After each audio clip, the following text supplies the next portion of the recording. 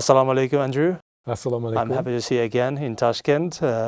Thank you very much. We met in March. We did. We'd already collaborated, but that was the first time we met in person. And Exactly. yeah, it's a delight to be back, and it's very nice to see you again at the end of my trip when you've come back. You've been here for about 3 weeks, 3 and weeks, you visited. yes, a full 3 weeks. So Tashkent quite a bit, seeing friends like yourself and collaborators who are also friends, and 2 trips this time. The furthest south to Termez and the furthest north to Karakalpakstan for a week, and both of those were great. So it's been a really good trip, and I think October's a really good month to visit when it's not too hot for someone like myself, and yeah, really good. And I could see that you are with a new product of yours. Yes. So last year was the translations of Nodira and Chulpan.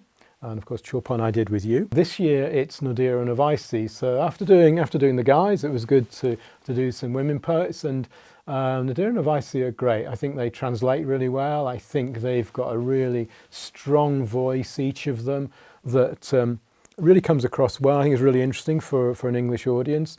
And as 19th century women poets, I think they really add something. There are very few 19th century women poets in the English language, so to have them in English, even in translation, I think really adds something. Yes, I'm happy with that, and the collaboration was really good again as well. Could you, again, I know you can, but could you relate that atmosphere of 19th century Central Asia and Turkestan? Did you feel yourself that historical moment? Well, I mean, that's a difficult question.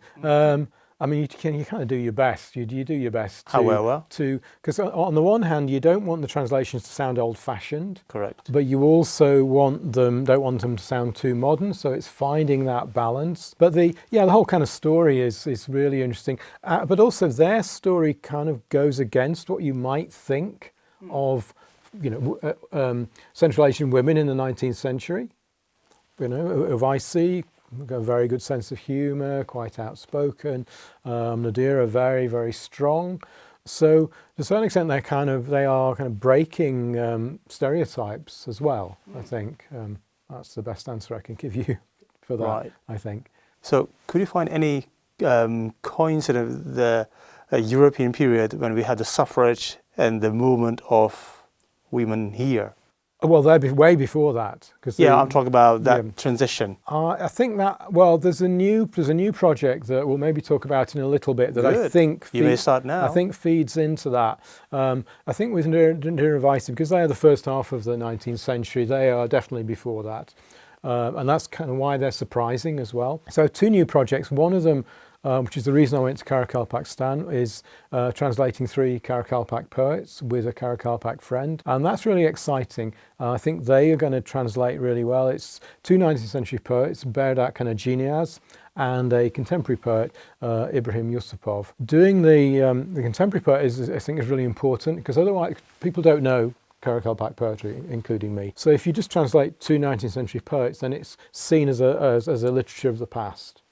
By including a contemporary poet, that is telling people that it is an ongoing, it's a living literature. And I met his daughter while I was in Nukus, which was great, and she was a delight. She looks a lot like him, especially when she smiles, and it was great to get her blessing for the project. And the interesting thing about all 3 of them actually is that, for example, the 2 19th century poets, they could simply have been the first poets to write Persian-style poetry in Karakalpak, which would have been a perfectly valid thing to do, a perfectly good thing to do, but not a very interesting thing to translate. Yes. As soon as you translate, you've lost that. They don't do that. They use a different form.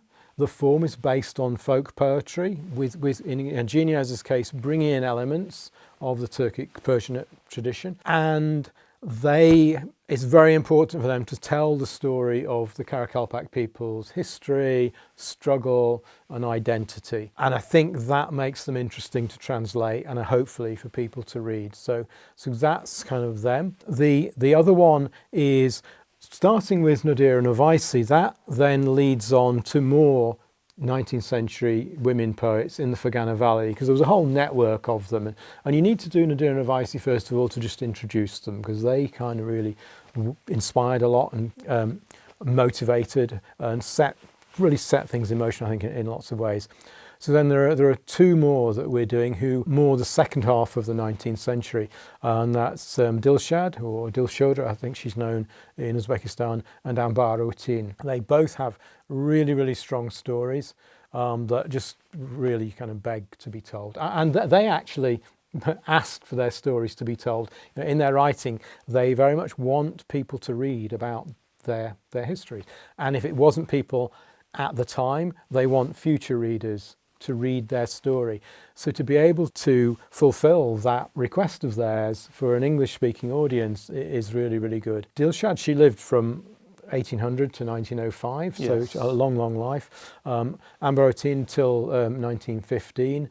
So Ambarutin is kind of a Jadid, but without being a Jadid. She's definitely the same era. She lived that period. Lived that period, and I don't think she would be called, you're an expert of the Jadids, she wouldn't really be called a Jadid, I don't think, but she's definitely of that era and of that stripe, I would say. Very strong about oppression of women, about colonialism, about racism. She was very, very modern, I think, in lots of ways. So yes, so I'll be translating them with someone as well.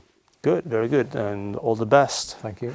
And my last question, maybe it's a message for international community and professionals like you, poets and translators. What do you say? What I say is the more the merrier. We need more native English-speaking translators of Central Asian literature in general and Uzbek literature and historical Timurid literature or whatever as possible. There are only, I think, maybe four people so far who have done that. That's not enough. We need a lot more. And each person that does it, they have their interest, whether it's poetry in my case, prose in other people's case, whether it's a particular era. For example, you're a kind of Jadids man. You're a 20th century guy. People who are more interested in the Timurid era or the 17th century or contemporary. There's room for a lot more, and I think there's a big opportunity now as well because of the war and what's happening with Russia. For example, there are English and American professional literary translators of Russian literature who are now looking for something else to do, because they kind of don't want to translate that anymore. Publishers are not going to be interested for a long time, and I don't think readers will be either. So it's quite easy for them to start translating Ukrainian literature because the languages are quite similar, and that's great. And of course, they deserve to be the first priority. Harder to move to Central Asian literature because they're very different languages. But at the same time, you do have Uzbek authors who wrote in Russian. So that's an obvious first step. And then, they can work the same way as I have worked with native speakers, collaborating. And if they are professional literary translators, they know how that side works and they will do good translations. They just need the raw material fed to them.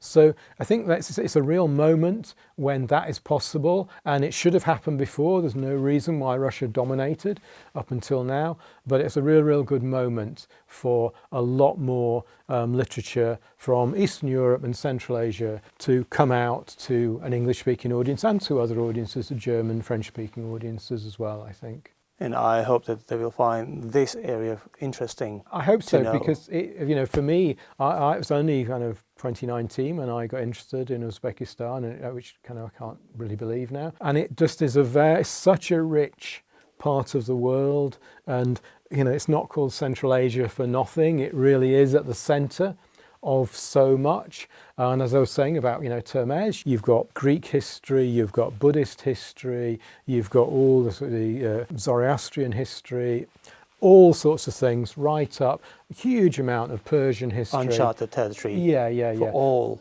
Yeah. And I think in both ways, I think that the Soviet period really cut off Central Asia from its Persian heritage in terms of the border, in terms of the alphabet.